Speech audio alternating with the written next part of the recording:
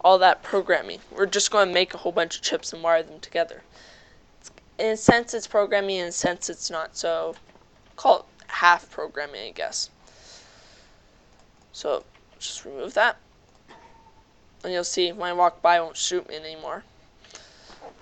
So let's make. You're going to need a constant value of 0. So in the input output. Now this constant value, all it's saying is whenever this is connected to something, it's always just going to say the same number, wherever you set it to. And you can have multiple numbers it can say. So I'll show you how multiple numbers would work.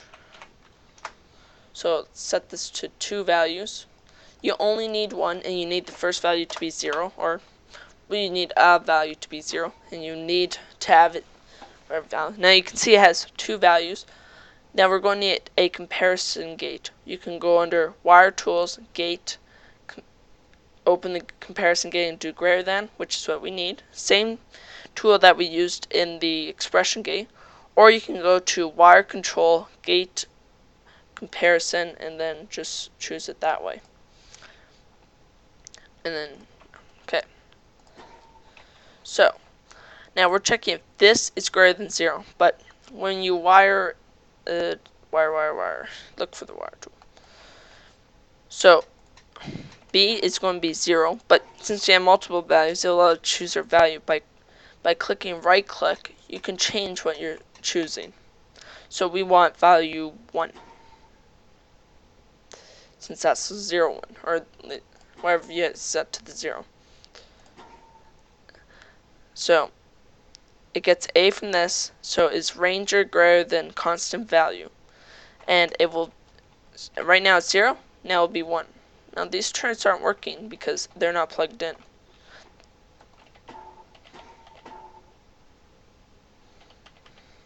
Now I have to R all of them, otherwise it won't work from what I found, because it still thinks it's connected even though it's not. It's just a glitch I've found, or at least a glitch that happens for me. For some people I've heard it doesn't happen, but it does for me. Just going to connect all these again. Now I'm doing this, instead of just going like this to connect them, you can hold C and just use your cursor. Much nicer in my mind.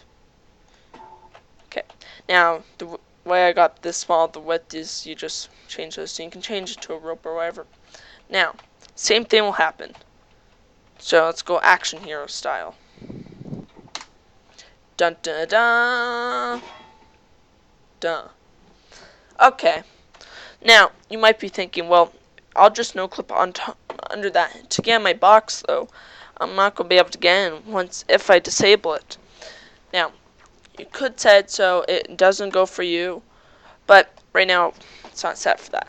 Now, this box, you don't want to see it, and maybe you would want to no clip past here and then walk through it. It's up to you, really, how you want to do it. You could have a box at the end that you have anti-no clip on, so they have to go through that, but they can't, so nobody can mess up your work. Now, to get rid of, to make sure you can walk through this, set no clip, no collide, sorry, and just right click everything. Right click all the turrets first. Then right click this. Amazing, you can walk through now. Okay, now get a color and take the second bar that's going vertically up and down all the way to the bottom and drag past it. Just click inside it and drag down past where it goes so it gets an absolute 0. Then just click everything here.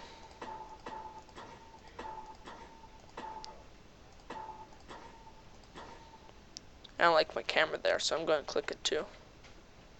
What? There. I didn't like the camera. Now I can make all these invisible. Now you cannot see the beam. So, when you walk through this, it'll be a surprise.